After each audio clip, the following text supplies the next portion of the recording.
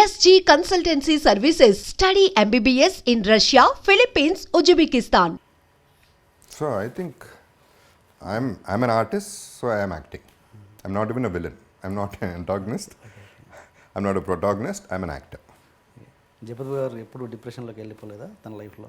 వెళ్ళానండి డెఫినెట్గా ఒక అంటే టోటల్ కెరియర్లో ఒక ఫోర్ టైమ్స్ అయి ఉండొచ్చు.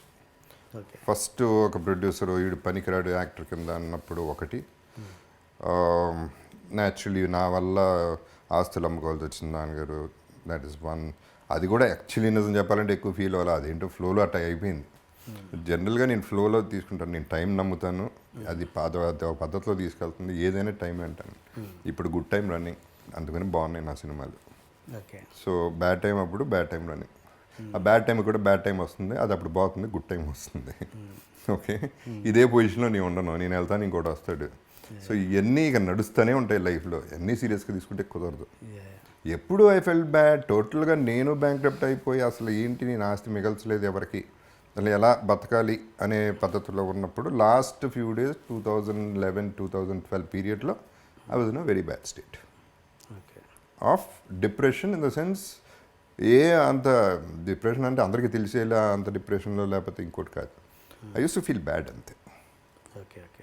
అంటే అంటే మనము మనుషులు పోయాక వాళ్ళ వాల్యూస్ తెలుస్తాయి కదా, వాళ్ళ వాల్యూ తెలుస్తుంది. అంటే వాళ్ళు ఉన్నప్పుడు ఇది చేస్తే బాగుండు, అది చేస్తే బాగుండు అని అనిపిస్తుంటుంది. ఫైనల్గా అప్పుడు చనిపోయాక realise అవుతుంటాం.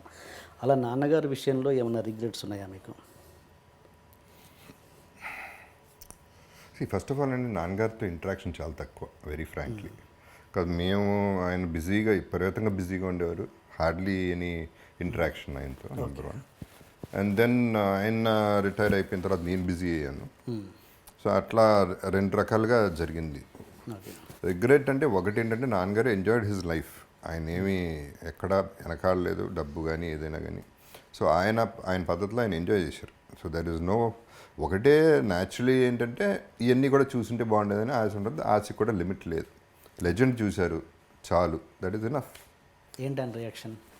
It was very happy అండి. సి ఆయన వరి అల్లా నేనే, ఇక మూడో వాడు కూడా నాలాగా అయిపోయాడు, మొత్తం తగలబెట్టేస్తున్నాడు, ఎందుకు పనికిరాడు అనేది ఆయన వరి. ఆ వరి హీఈస్ ఓవర్కమ్. లెజెండ్తో అంత పెద్ద సక్సెస్ అయ్యేపాటికి ఆయనకి తృప్తి కలిగింది. సో తృప్తిగానే, నా వరకు కూడా తృప్తిగానే ఉన్నారు. ఓకే. నాలాగే అయిపోయాడు అంటే నాన్నగారు ఎన్ని సినిమాలు చేశారండి? ఒక 33-34 చేశారు. అంటే చివరి టైంలో తెలియడం ఏంటి నాలాగే అయిపోయాడు అని? అంటే అలా చేశాడని ఎప్పుడు ఒకటి రెండు అంటే బ్యాడ్ బిజినెస్ మ్యాన్, డబ్బులు మేనేజ్మెంట్ లేదు, ఎవరికి పడితే వాళ్ళకి ఇచ్చేస్తాడు, ఓకే ఓకే అనేది మోసపోతాడు and all these things. Okay. And మామూలుగా మీ సినిమాలు ఇప్పుడు తీస్తున్న సినిమాలు, సెకండ్ ఇన్నింగ్లో స్టార్ట్ చేసిన సినిమాలు, ఆల్మోస్ట్ అన్ని సినిమాలు గుర్తుపెట్టుకునే క్యారెక్టర్సే. గూఢచారి కావచ్చు, రంగస్థలం కావచ్చు, నాన్నకి ప్రేమతో, ఇప్పుడు వచ్చిన ఇది. బట్ మీరు హీరోగా చేసినప్పుడు సినిమాలు పెద్ద, నిజంగా జగపత్ బాబు గారు అంటే టక్కున గుర్తొచ్చే సినిమాలు, క్యారెక్టరైజేషన్ పరంగా మాట్లాడుతున్నాను, సినిమాలు కాదు. శుభలగ్నం గుర్తొస్తుంది, మాచిరు, ఇవన్నీ సినిమాలు గుర్తొస్తాయి. బట్ జగపతి బాబు గారు అనే క్యారెక్టర్ టక్కున గుర్తొచ్చే సినిమాలు లేవని నా అభిప్రాయం. If I'm wrong, correct me please. And అని నా ఫీలింగ్. అంటే అప్పుడు అంత కంఫర్ట్గా ఉన్నప్పుడు మీరు ఎప్పుడు నాకు తెలిసి రిస్క్ చేసిన సందర్భం, ఎక్సెప్ట్ గాయం అది గుర్తుండిపోద్ది ఆ క్యారెక్టర్ హీరోగా. ఏమడుగుతున్నాను అది, అప్పుడు మీరు కంఫర్ట్ లెవెల్లో ఉన్నప్పుడు ఎప్పుడు రిస్క్ చేయలేదు మీరు. బట్ ఇప్పుడు మీరు అంటే చాలా కసి పెరిగిపోయింది. ఇప్పుడు ఒక నటుడిగా మీకు ఇప్పుడు కసి పెరిగిపోయిందని అర్థమవుతుంది. అంటే ఏంటి, అంటే అవసరం అలా చేపిస్తుందా మీతో, లేకపోతే కంఫర్ట్గా ఉన్నప్పుడు ఎప్పుడు రిస్క్ చేయలేదని అనిపించింది నాకు? లేదండి, you not right. Okay. I'm the only person who took risks. Example చెప్పండి. Anthapuram, why did I do Anthapuram? అది నేను ఏంటంటే అది ఒక గెస్ట్ లాంటిది, guest character. Whatever it is, why should I do it? Okay. Why, who did it చెప్పండి, ఒక example చెప్పండి. గెస్ట్ అపియరెన్స్లో పీక్లో ఉన్నప్పుడు ఎవరు చేశారు? ఎవరు చేయలేదు కదా. Okay. That is a chance. Anthapuram చేస్తే సూసైడ్ చేసుకుంటాం అన్న ఫ్యాన్స్ బోళంతమంది ఉన్నారు. క్యారెక్టర్ చేయటం ఏంటి, మా హీరో, నేను హీరో కాదు అంతపురానికి అప్పుడు, కానీ నేను పెద్ద హీరోని, బాగానే ఉన్నాను. అట్లా చూసుకుంటే అనుకోకుండా ఒక రోజు నేను హీరో కాదు, చార్మి నన్ను కూడా పెళ్లి చేసుకోలేదు, శశాంక్ని చేసుకుంది. సో అనుకోకుండా రోజు కూడా ఎట్టా అయింది, చందు నాకు కథ, వేరే కథ చెప్పడానికి వచ్చాడు నెక్స్ట్ సినిమాకి హీరోగా. నేను ఈ కథ ఏంటని అడిగా, ఇది చెప్పాడు, నాకు ఇది బాగుందన్న, ఇది క్యారెక్టర్ అండి, ఇది మీకు మీకు క్యారెక్టర్ అట్లా చేస్తారండి. నేను క్యారెక్టరో ఇంకోటో కాదు, నేను చేస్తాను. ఇద్దరు హీరోయిన్లతో స్టార్ట్ చేసింది శోభన్ బాబు గారి తర్వాత నేనే. మల్టీ స్టార్ స్టార్ట్ చేసింది నేనే.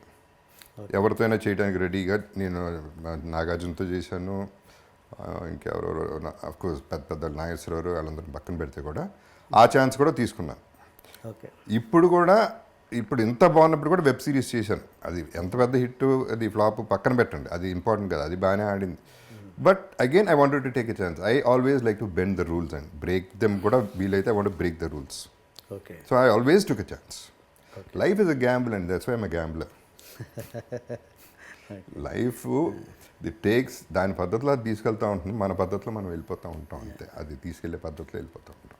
మంచివాడు ఎప్పుడు బౌన్స్ బ్యాక్ అవుతాడన్నది మీరు నమ్ముతారా? కర్మ సిద్ధాంతాన్ని ఇలాంటివి నమ్ముతారా?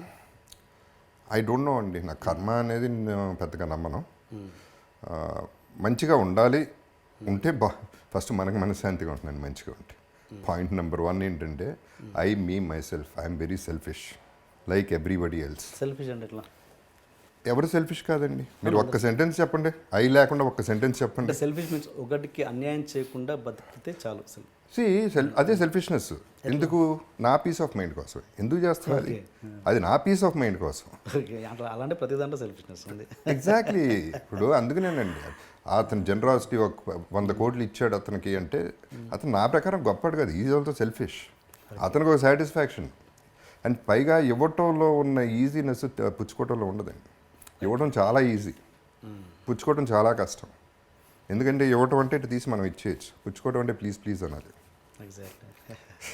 ఆడిస్తాడో లేదో తెలియదు. ఇవన్నీ there are so many things to it. So నేను I believe in peace of mind. ఇప్పుడు షార్ట్ టైం గబుక్కనే ఎవరి మీద నడిచాను అనుకోండి, నేనే బాధపడతాను రోజంతా. ఆరవకపోతే బెటరు, కొంచెం కొంచెం ఓర్చుకుంటే సరిపోతుంది, అది పాస్ అయిపోతుంది. లేకపోతే మళ్ళీ అతను పిలిచి సారీ, కొన్ని సందర్భాలు జరిగినాయి, తప్పు నేను చేసి ఎవరి మీద అరిసి మైక్ తీసుకుని యూనిట్లో ఐఎమ్ సారీ నా తప్పు అని చెప్పిన సందర్భాలు కూడా ఉన్నాయి. ఓకే. సో అంతవరకు ఎందుకు వెళ్ళటం? అసలు ఫస్ట్ నేను హ్యాపీగా ఉండాలి. అది అందరూ అనుకునేది అదే. ఎవడు ఏమన్నా వాళ్ళ కోసం నీ కోసం చేస్తున్నా. ఇప్పుడు ఫాదర్ జనరల్గా చాలామంది పిల్లల కోసం మీకోసం ఎంత కష్టపడుతున్నానో తెలుసాను. తొక్కేం కాదు, వాళ్ళ కోసం ఏం కష్టపడలేదు ఎవడో, వాడి కోసమే కష్టపడుతున్నాడు. Okay. He wants to earn, he wants to spend. పిల్లలకి ఇవ్వాలని తనకి ఆశ, తన పిల్లలు, తన భార్య, అన్నీ తనియే కదా, అంతా సెల్ఫిష్నెస్సే కదా. So I'm also selfish like that.